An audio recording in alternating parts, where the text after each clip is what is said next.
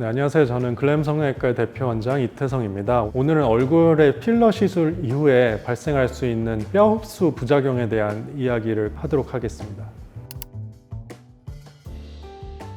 사실 가장 흔하게 사용되는 얼굴 필러의 성분은 히알루론산이라는 성분입니다. 히알루론산은 이제 영어로는 히알루로닉 애시드, 그래서 약자로 HA라고 주로 얘기를 하는데, 사실 이 히알루론산은 우리 인체에 자연적으로도 이제 존재하는 그런 물질입니다. 특히 이제 결합 조직, 피부나 눈, 관절 이런 데 정상적으로 존재하는 그런 성분이 되겠고요. 이 점이 히알루론산 필러가 지금까지 가장 널리 사용되는 그런 요인 중에 하나라고 볼 수 있을 것 같아요. 우리 신체에 있기 때문에 그만큼 안전하다는 확신이 있었고, 또 하나 중요한 게 이제 히알루로니다제라고 이 히알루론산을 분해하는 효소 약제가 있거든요. 이것도 시중에서 쉽게 구할 수 있기 때문에 설령 이제 필러 주사가 좀 잘못됐거나 좀 너무 과하게 됐다고 했을 때 이 히알루로니다제를 이용해서 쉽게 녹일 수 있다, 이런 장점도 사실 많이 좀 부각이 됐었습니다. 그래서 이런 히알루론산 필러들은 그 기본 원리가 직접적인 볼륨 이펙트도 당연히 있죠. 이제 볼륨을 줘서 그 부분이 나오게 한다든지 이렇게 하는 효과도 있는데, 이 성분 자체가 시간이 지나면서 주변의 수분을 끌어들여서 좀 더 이 효과를 영구히 지속하는 그런 효과도 있습니다. 그렇기 때문에 히알루론산이 지금까지 비교적 널리 안전하게 사용됐던 필러 성분이라고 보시면 될 것 같습니다.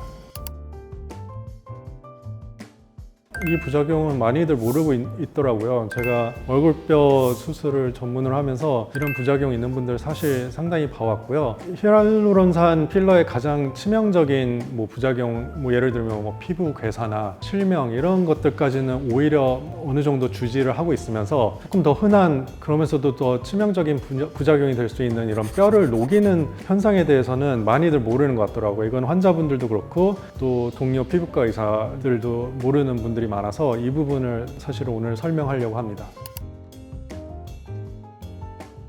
사실은 크게 두 가지로 보시면 될 것 같아요. 이제 필러 자체가 근육의 힘에 눌려서 직접적인 압력으로 작용해서 필러가 뼈를 녹이는 그런 결과를 초래하기도 하는데요. 이런 거는 사실은 특히 턱 끝에서 많이 보입니다. 실제로 필러를 많이 맞은 분들이 CT를 찍어보면 이 두 갈래로 이렇게 나뉘어져서 뼈가 침식된 걸 확인할 수가 있는데, 이 두 갈래 모양이 바로 이 턱 끝 근육, 멘탈리스라고 하는 턱 끝 근육 모양입니다. 그렇기 때문에 이 모양대로, 근육의 모양대로 필러가 뼈를 누르면서 뼈를 침식하는 작용이 하나 있겠고요. 또 하나는 이건 실험적인 데이터인데, 이 히알루론산이 뼈에서 오스테오클라스트라고 하는 파골세포를 좀 더 활성화시킨다는 그런 연구 결과가 있습니다. 사실 우리 뼈는 이제 조골세포라고 하는 오스테오블라스트, 그리고 파골세포라고 하는 오스테오클라스트, 이 두 가지가 적정한 밸런스를 유지하면서 뼈가 계속 닳아거나 유지되는 그런 특징을 갖고 있는데, 이 히알루론산에 의해서 한쪽의 힘, 즉 이 뼈를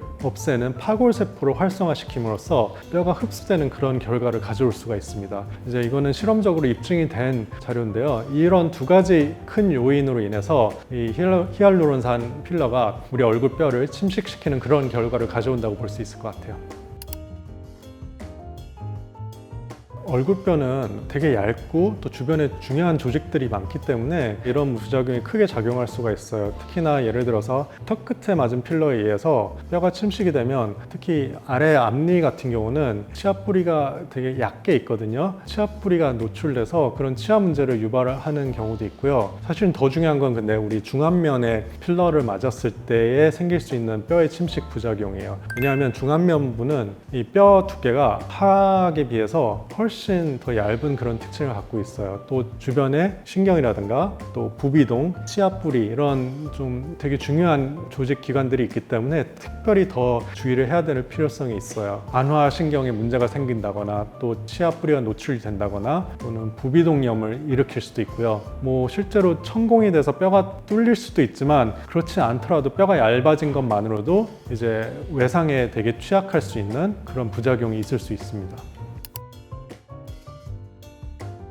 사실 그런 방법이 있으면 좋겠는데 이게 추정해 볼 수 있는 그런 방법으로는 예를 들어서 이 필러가 뼈에 직접 닿았을 때 사실 문제되는 거거든요. 그래서 턱끝 같은 경우는 보통은 근육층 혹은 근육 아래층에 깊이 넣기 때문에 더더욱 문제가 되는 게 있고, 요즘 보통의 경우 필러를 이게 다양한 층에 주사를 합니다. 단지 피하 조직에 넣는 게 아니라 근육 또 근육 아래 바로 뼈의 위에까지 이제 주사를 하기 때문에 그런 경우에 이제 되게 문제가 되는 경우가 있습니다. 그렇다고 또 필러를 너무 낮게 하면 뭐 피부 괴사나 아니면 피부가 좀 딱딱해지는 그런 경화의 문제도 발생할 수 있기 때문에 그 주사하는 깊이가 되게 중요한데 사실은 어느 정도 피할 수가 없는 그런 부작용이 될 것 같아요. 제 경험상으로는 이제 필러를 주사 맞은 횟수, 또 필러의 양, 필러 맞은 지 얼마나 됐는지 그런 주기, 또 부위 이런 거랑 상관없이 사실 나타나거든요. 요즘에 필러를 뭐 한 3, 4년 전에 한 번 맞았던 분들도 이런 침식의 문제가 있고 뭐 여러 번 맞았던 분들도 있고, 그렇기 때문에 이거는 사실 피하기 조금 힘든 부작용이 아닐까라는 생각이 듭니다. 예전에는 턱끝 필러 같은 경우는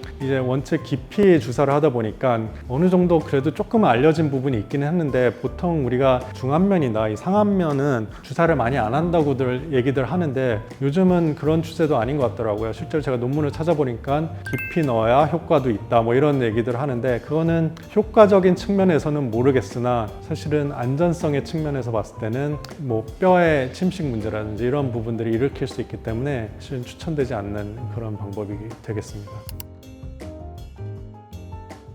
지금까지 말씀드렸던 히알루론산 필러를 맞고 나서 얼굴뼈에 흡수가 생기는 그런 침식의 부작용은 저 같은 이제 얼굴뼈 수술을 해왔던 성형외과 의사들은 예전부터 알고 있었던 그런 현상입니다. 사실은 흔히 봐왔고 그만큼 또 수술할 때 그런 분들 특별히 더 주의를 해야 되는 부분도 있고, 사실 CT만 봐도 알 수가 있기 때문에 뼈 수술하는 성형외과 의사들은 많이 봐왔던 문제인데, 주변에 피부과 의사 지인이나 아니면 환자들한테 물어봤을 때는 대부분 모르더라고요. 이것도 성형외과 의사라도 뼈 수술을 안 하는 성형외과 의사는 알 수가 없는 부작용입니다. 그렇기 때문에 저나 이런 얼굴뼈 전문 의사들만 말씀드릴 수 있는 부작용이고, 실제로 그래서 저는 이 부작용이 생각보다 큰 문제가 될 수 있기 때문에 조금 널리 알리고 싶었습니다. 그렇기 때문에 제가 최근에 논문을 써서 10월 달에 발표를 한 게 있는데요. 솔직히 말씀드리면 이 논문을 저는 피부과 의사들이 먼저 봐야 될 것 같아서 피부과 저널에 넣었었는데 피부과 저널들이 다 거절을 하더라고요. 뭐 조금 더 인과관계를 따져서 발표해 달라 뭐 이런 식으로 거절을 하는데, 사실은 제가 직접 필러를 주입하지 않는 이상 뭐 필러의 양이나 뭐 이거에 따른 상관관계를 제가 밝힐 수는 없거든요. 오히려 그건 피부과 의사들이 알아야 될 문제 같은데, 하여튼 그런 이유로 결국 저는 이제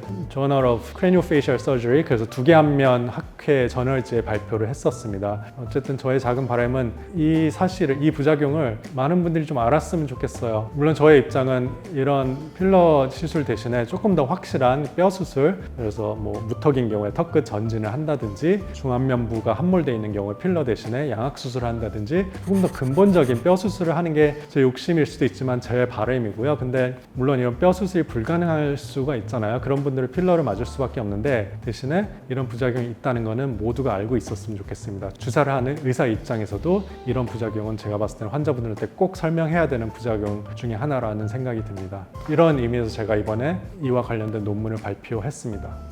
그래서 오늘은 히알루론산 얼굴 필러 시술 이후에 생길 수 있는 뼈가 녹는 문제, 뼈가 침식되는 문제에 대해서 살펴보는 시간을 가졌습니다. 모두들 앞으로 이제 얼굴 필러를 맞을 때 특별한 주의를 갖고 시술을 했으면 좋겠습니다. 지금까지 글램 성형외과의 대표원장 이태성이었습니다. 감사합니다.